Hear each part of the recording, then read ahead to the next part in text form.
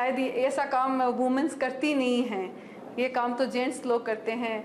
विश्व प्रसिद्ध मकराना के संगमरमर व्यवसाय में जहां पुरुषों का आधिपत्य है, वहीं एकमात्र महिला जिसने पति की मृत्यु के पश्चात व्यवसाय को न केवल संभाला बल्कि पुरुष प्रधान व्यवसाय में अपनी कामयाबी से सभी को चौंका दिया। ये है बसंत कंवर जोधा और ये है मकराना के विद्याध औद्योगिक क्षेत्र में इनका मार्बल कारखाना, जिसका नाम है शेखावत मिनरल्स। इस कारखाने में मार्बल के पत्थर को पीसकर पाउडर बनाया जाता है, जो कई उत्पादों में काम आता है। यह पाउडर भी कई तरह का होता है, जो प्लास्टिक, पेपर, पेंट और दवा उद्योग में काम आता है। अतः ग्राहक की मांग के अनुसार क्वालिटी कंट्रोल कर इसका उत्पादन किया जाता है। क्वालिटी कंट्रोल के लिए बसंत कंवर के कारखाने में एक लेबोरेटरी बनी है। ये हमारा लैब है। अगर देखा जाए तो पूरे फैक्ट्री का मेन रीढ़ की हड्डी यही है। यहाँ पे हम जो भी पाउडर निकालते हैं उसको टेस्ट करते हैं कि इसमें कितना कैल्शियम है, कितनी वाइटनेस है। आप देख सकते हैं ये कोटेड पाउडर है। इसमें क्या स्टेरिक एसिड होता है, वो इसमें मशीन के अंदर हीटिंग होकर मिक्स होता है, तो ये जो है अपना पानी में नहीं घुलता है। ये ज्यादातर पीवीसी और प्लास्टिक में काम में रहता है। इसी के तरह ये पाउडर होता है, ये है अनकोटेड पाउडर। ये अपना पानी के अंदर घुल जाता है। हिसाब से रिक्वायरमेंट के हिसाब से इसकी सफेदी भी होती है। 97.3 इसकी सफेदी है। बसंत कंवर जोधा लाडनू के शंकर सिंह जी जोधा की पुत्री और ठाकुर मोती सिंह जी जोधा की पोती है। इनका विवाह भगतपुरा गांव के प्रकाश सिंह शेखावत के साथ हुआ था। प्रकाश सिंह शेखावत मकराना में मार्बल का यही कारखाना सफलतापूर्वक चला रहे थे, पर उन्हें एक ऐसी बीमारी ने जकड़ लिया जिसका इलाज संभव नहीं था। प्रकाश सिंह MND यानी मोटर न्यूरॉन बीमारी से पीड़ित हो गए। आपको बता दें, दुनिया के महान वैज्ञानिकों में से एक स्टीफन हॉकिंग भी इसी बीमारी से पीड़ित थे, जिनका इलाज संभव नहीं था। जिस तरह इस रोग ने एक महान वैज्ञानिक का जीवन ले लिया, ठीक उसी तरह इसी बीमारी से पीड़ित प्रकाश सिंह को भी यह दुनिया छोड़नी पड़ी। पति के निधन के बाद बसंत कंवर जोधा पर घर और व्यवसाय दोनों की जिम्मेदारियां पड़ी, पर बसंत कंवर जोधा ने हार मानकर घर बैठने के बजाय अपने पति की औद्योगिक विरासत को संभाला और अपनी मेहनत के बलबूते उसे आगे भी बढ़ाया। आज बसंत कंवर मार्बल के 2 कारखाने सफलतापूर्वक संचालित करती है और उनका तीसरा कारखाना निर्माणाधीन है, जिसमें लगने वाली मशीनें बसंत कंवर स्वयं विदेश से लेकर आती है। मेरी फैक्ट्री के अंदर मार्बल के आर्टिकल्स नहीं मिलते। हमारे यहाँ पे मार्बल के जो खंडे होते हैं ना, हम उसको ग्राइंड करके और पाउडर बनाते हैं। मतलब आप जो मार्बल की जैसे टाइल है या फिर बड़े बड़े स्लेब है वो नहीं बनाते हैं, आप इनका पाउडर बनाते हैं? जी हाँ। तो ये पाउडर जो है, मतलब अमूमन मार्बल का नाम आते ये होता है भाई बिल्डिंग मटेरियल के अंदर भाई वो टाइल्स मिल गई या गंडे, तो ये पाउडर क्या काम आता है?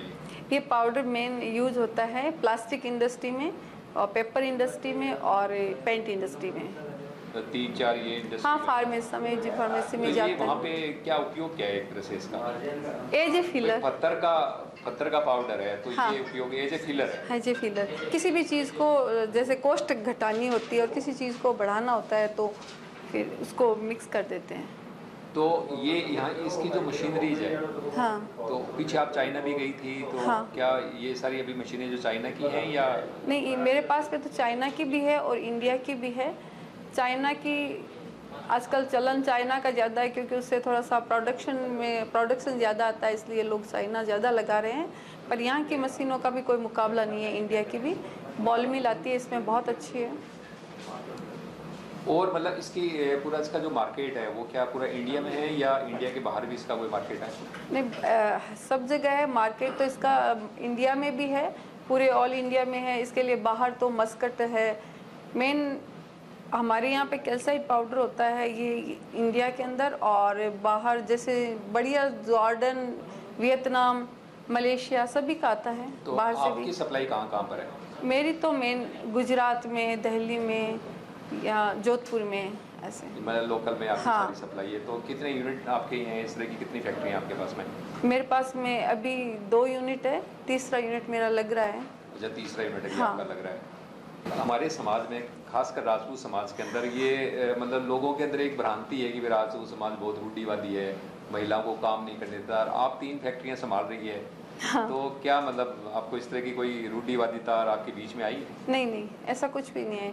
मेरे सासू ससुर जी ने मुझे कभी नहीं रोका काम करने के लिए, बल्कि मोटिवेट ही किया था काम तो करना ही चाहिए।